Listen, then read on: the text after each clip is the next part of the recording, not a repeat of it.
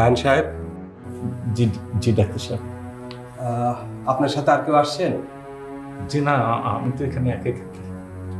ও আচ্ছা আচ্ছা। আসলে আপনাকে সরি বলা ছাড়া আমার কোনো উপায় নেই।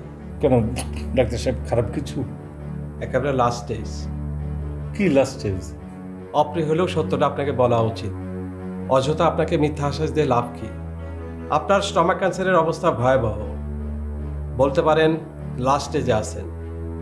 অবস্থা দেখে যেটা মনে হচ্ছে আপনি আর বড় জোর মাসখানেক বাঁচবেন। কি হলো ডাক্তার সাহেব? আমার স্টমাক ক্যান্সার? মানে আর মাত্র 1 মাস? আপনাদের কি বলছেন ডাক্তার সাহেব? আপনি আবার একটু ভালো করে দেখবেন প্লিজ, একটু ভালো করে দেখবেন। দেখুন, সেজন্য আমি বারবার সমস্ত রিপোর্ট মিলিয়ে দেখলাম। আর যে ডায়াগনস্টিক সেন্টার থেকে আপনি পরীক্ষা করে এনেছেন সেখানে ভুল হওয়ার সম্ভাবনা খুবই কম। তারপরও যদি আপনার কোনো কনফিউশন থেকে থাকে আপনি অন্য কোথাও থেকে পরীক্ষা করে আনতে পারেন। মানে আপনি বলতে চাচ্ছেন যে আমার হাতে মাত্র 1 মাস, মানে 1 মাসের বেশি আর বাঁচবো না? সেটা আসলে ভাগ্য ভালো হলে বাঁচবে।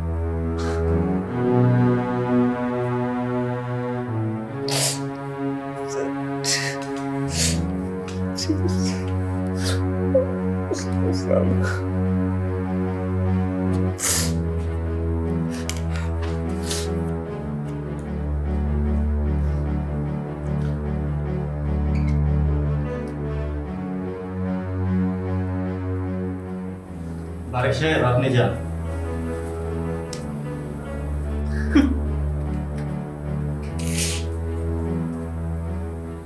কি হয়েছে বাবা? না কিছুটা। মুখে বললে কি হবে? দেখে তো মনে হচ্ছে অবশ্যই কিছু একটা হয়েছে। আচ্ছা বাবা, কোনো মানুষ যদি জেনে যায় যে সে অল্প কয়েকদিন, 1 মাস 1.5 মাস 15 দিন বাঁচবে, তার কি করা উচিত? এই কথা বলছো কেন বাবা? কি হয়েছে? কঠিন কোন অসুখ? ও পাত্তা দিও না, পাত্তা দিও না। আমাকে এক ডাক্তার বলেছিল আমি নাকি 1 মাস বাঁচবো, 1 মাস পরে আমি মারা যাব। কিন্তু আজ দেখো, এই ডাক্তার আমার কাগজপত্র সব দেখে কি বললো জানো? আমার নাকি কোনো অসুখই নেই, শুধু গ্যাস্ট্রিকের সমস্যা ছাড়া। চিন্তা করে দেখো, ওই আগের ডাক্তার কত বড় ভুয়া।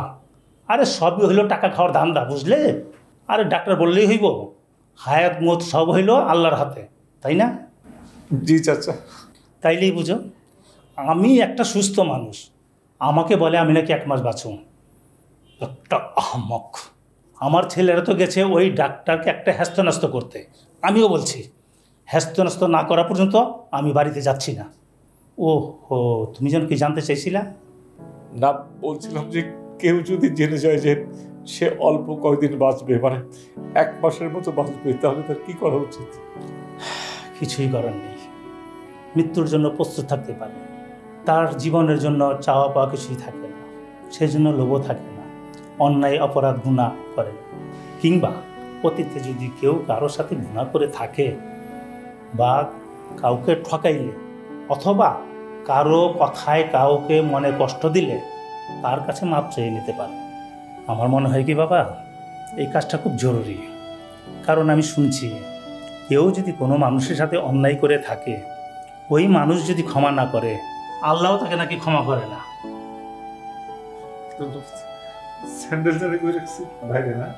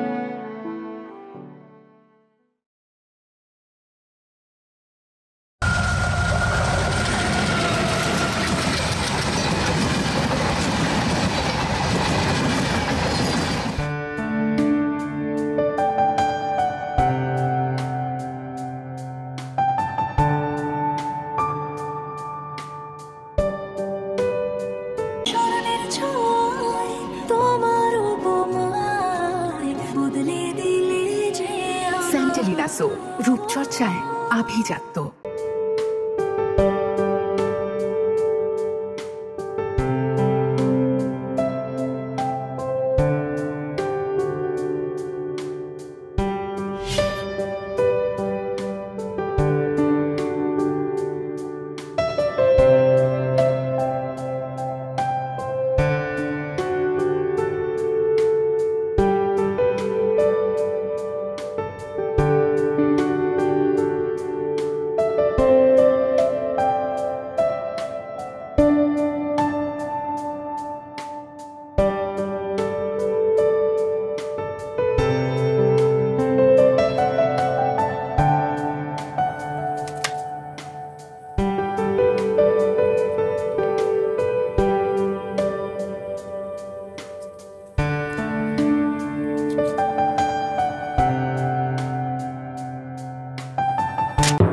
এটা তোমাকে কষ্ট করে পড়তে হবে না, আমি দেখছি।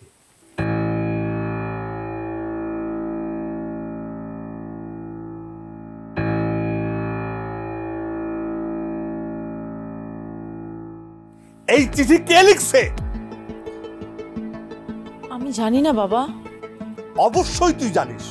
দেখ, আমার কাছে একদম মিথ্যা বলবি না, এর ফল কিন্তু ভালো হবে না বলে দিচ্ছি। কি হইছে?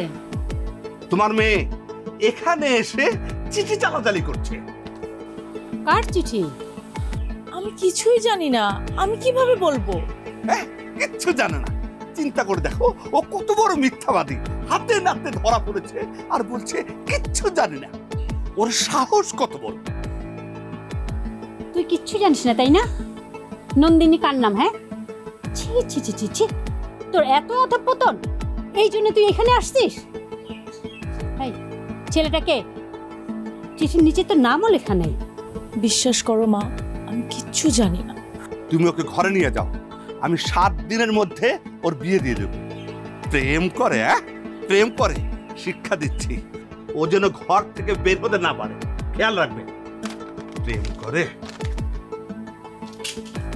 হাই, চল ঘরে চল। আয় ঘরে।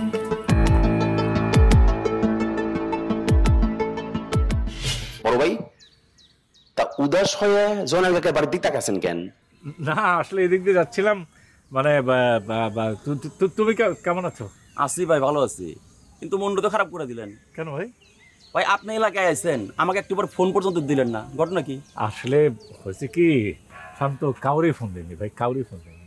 আচ্ছা, আমারে ফোন না দেন ঠিক আছে, অনেক গ্যাটিস, তারপর সুমন, অগরে তো ফোন টোন দিছে। বললাম তো কাউরে ফোন দেয়নি। আসলে মানে অন্য একটা কাজে আসছি তো, অন্য একটা কারণের জন্য কাউকে ফোন দেওয়া হয়নি।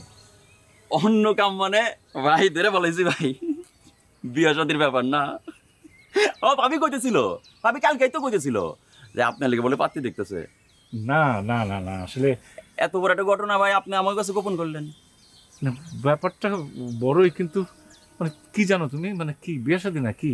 বিয়ে শাদী না, তাহলে নিশ্চয় জমি জমা সংক্রান্ত ব্যাপার। ভাই আপনি কোনো চিন্তা করেন না, আমার বড় মামা পাবনায় থাকে, বদর আমিন। আপনি খালি একবার আওয়াজ দেন, মামাকে ফোন দিব, আপনার জমি জমা ইঞ্চি ইঞ্চি ম্যাপে দিব। আচ্ছা আচ্ছা আচ্ছা আচ্ছা, শান্ত, থ্যাংক ইউ ভাই, ভালো থেকে। আমি তো যাই তাহলে। এই যে ভাই আপনি করলে তো বোনা যাই। ভাই এই যে আপনি আইছেন, আমি কিন্তু খুব খুশি হয়েছি। অনেক গ্যাটিস আর সুমন রে ফোন দিয়ে জানাই। কিসের ফোন? ডাইরেক্ট ওকে বাড়ির থেকে তুলে নিয়ে আসবো। ঠিক আছে। ভাই এই যে সুব্রত প্রদীপ কার হনে কাটারি বউ খাইবেন আজকে।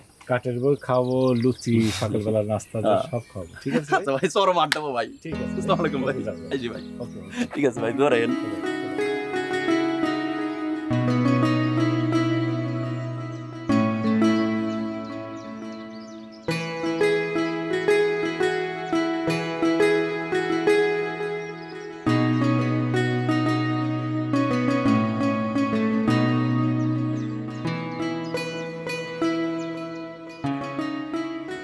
কিরে মা,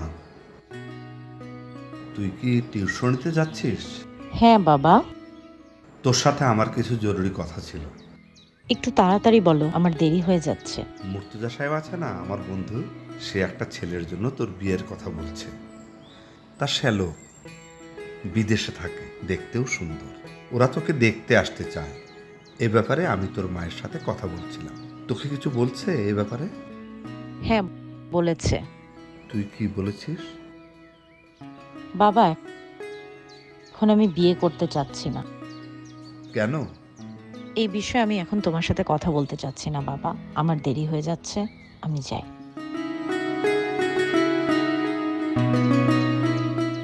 তোমার মেয়েকে তো বিয়ের কথা বললেই রেগে যায়। রেগে যাবে কেন? ও কি বিয়ের স্বাধীন না করেই থাকবে? সেটাই তো বলে। দেখো নন্দিনীর মা, এটা কখনোই সম্ভব না। তুমি তোমার মেয়েকে একটু ভালো করে বুঝাও। কতই বা বয়স হয়েছে ওর। আমরা দুজনে এই পৃথিবীতে না থাকলে ও একা জীবন পার করবে কীভাবে? যা হওয়ার তা তো হয়েছেই, তাই বলে কারোর জীবন তো আর থেমে থাকতে পারে না। মুর্তজা সাহেবের শ্যালক ওর ছবি দেখেছে, ওকে পছন্দ করেছে, বিদেশ থেকে চলেও এসছে। আচ্ছা, এটা নিয়ে পরে ভাবা যাবে। আসো তো ঘরে যাই।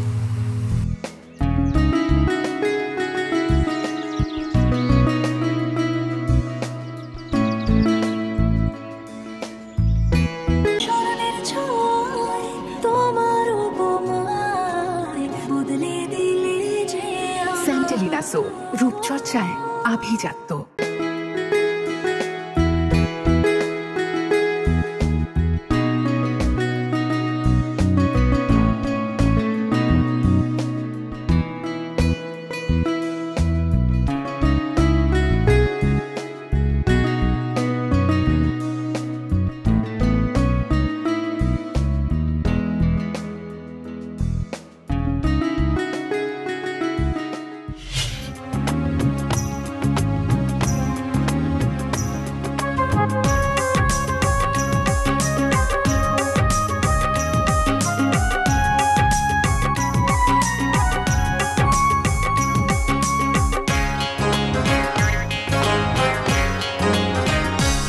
আমি মনের মানুষ পেয়েছি, কত খুশি হয়েছি। মনের মানুষ পেয়েছি, আমি মনের মানুষ পেয়েছি, কত খুশি হয়েছি।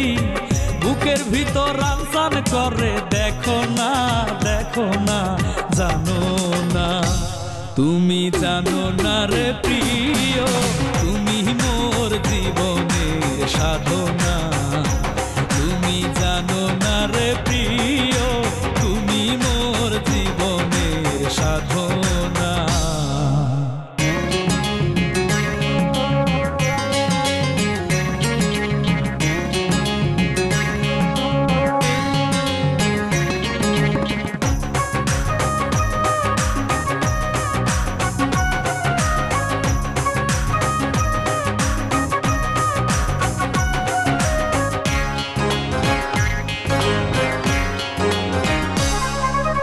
আকাশের ওই চাঁদের মতো তোমার ঠোঁটের হাসি, একবার দেখার পরে তোমার প্রেমে পইরা গেছি। চন্দ্র সূর্য সাক্ষী দেবে তোমায় ভালোবাসি। তোমার লাগি বারবার আমি তাই তো ছুটায় আসি। বসত বাড়ির ঠিকানা তুমি আমি দুইজনা,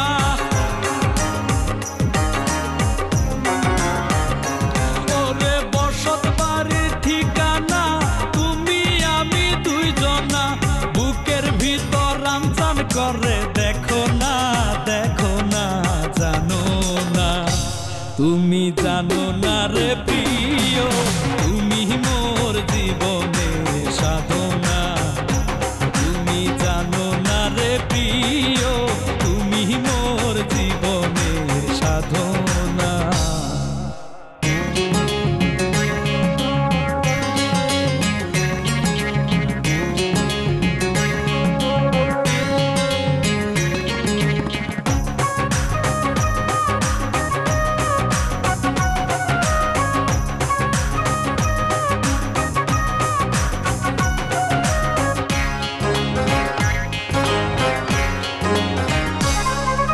তোমায় লইয়া লন্ডন যামু ভিসা পাসপোর্ট কইরা, ঘুইরা ঘুইরা দেখমু শহর তোমার দুহাত ধইরা। আল্লাহর কসম কসম খাইয়া বলো যাইবা না গো ছাইরা মরতে হইলে দুইজন মিলা যাব আমরা মইরা বসত বাড়ি ঠিকানা তুমি আমি দুইজনা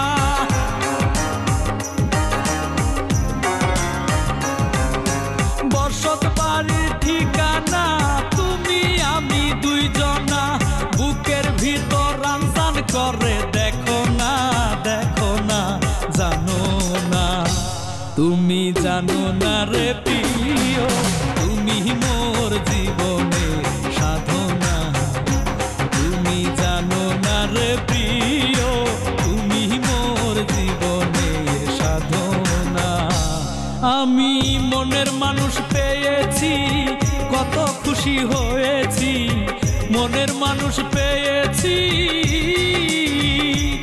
আমি মনের মানুষ পেয়েছি কত খুশি হয়েছি বুকের ভিতর রানসান করে দেখো না জানো না তুমি জানো না রে প্রিয় তুমি মোর জীবনের সাধনা তুমি জানো না রে প্রিয় তুমি মোর জীবনের সাধনা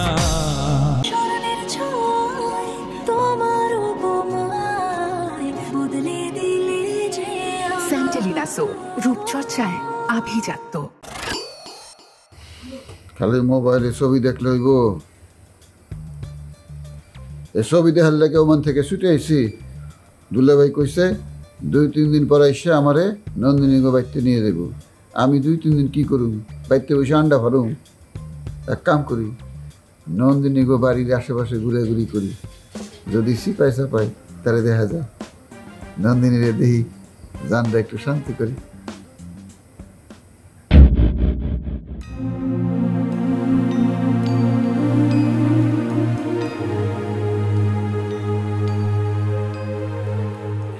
হঠাৎ করে তোমাদের কথা মনে পড়লো, সেই জন্য চলে আসলাম। আমার কিন্তু তা মনে হচ্ছে না। গত 9 মাস ধরে তোমাকে এতবার বলার পরেও তুমি বাড়িতে আসোনি, আর আজকে হুট করে চলে এসেছো। আমি বাহার ওমান থেকে আসছি। কেন আসছি জানো? তোমার সাথে আর কয়েকদিনের মধ্যেই আমার বিয়ে হবে। শান্তর মুখ থেকে আপনি আসছেন সেটা শুনতে হলো, মনে খুব কষ্ট পাইছি। না রে ভাই, তোরা আসলে ভুল বুঝিস না। ঘটনা হচ্ছে কি যে এই যে মোবাইল আছে না, মানে আমার তোদের নাম্বারটা কই জানি একদম চলে গেছিল, আর মোবাইল নষ্ট ছিল, সেই জন্য আসলে আসছি। কারণ আমি তার মেয়ের জামাই। কি বলেন? নন্দিনীর জামাই? এই আপনি না মারা গেছেন? এই আমি মারা যাব কোন দুঃখে? আমি যদি মারাই যাই তো আপনার সামনে কি ভূত হয়ে খাড়াই আছি?